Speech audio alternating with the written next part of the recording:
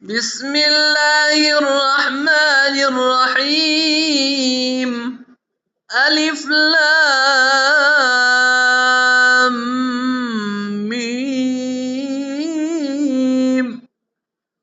الله لا إله إلا هو الحي القيوم نزل عليك الكتاب بالحق مصدقا لما بين يديه وأنزل التوراة والإنجيل من قبل هدى للناس وأنزل الفرقان إن الذين كفروا بآيات الله لهم عذاب شديد والله عزيز ذو انتقام. إن الله لا يخفى عليه شيء في الأرض ولا في السماء هو الذي يصوركم في الأرحام كيف يشاء وما يذكر إلا أولو الألباب. ربنا لا تزغ قلوبنا بعد إذ هديتنا وهب لنا من لدنك رحمة إنك أنت الوهاب.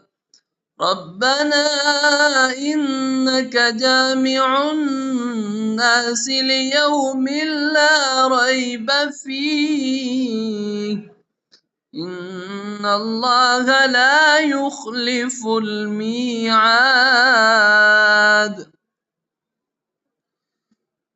إن الذين كفروا لن تغني عنهم أموالهم ولا أولادهم من الله شيئا وأولئك هم وقود النار.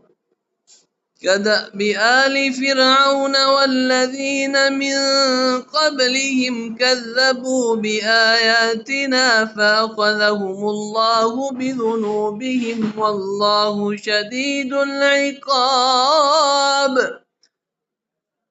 قل للذين كفروا ستغلبون وتحشرون إلى جهنم وبئس المهاد.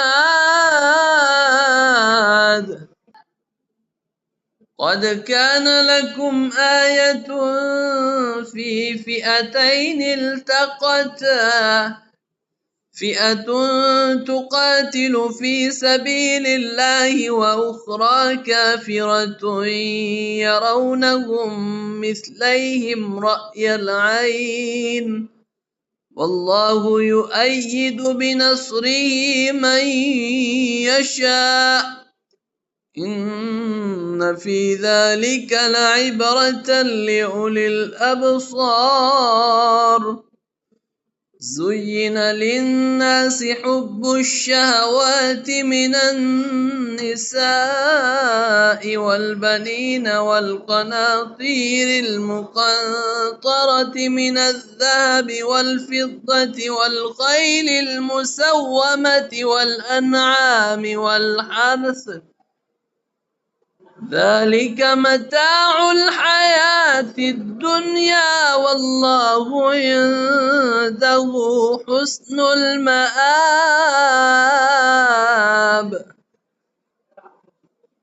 قل أنبئكم بخير من ذلكم للذين اتقوا عند ربهم جنات تجري من تحتها الأنهار خالدين فيها وأزواج مطهرة ورضوان من الله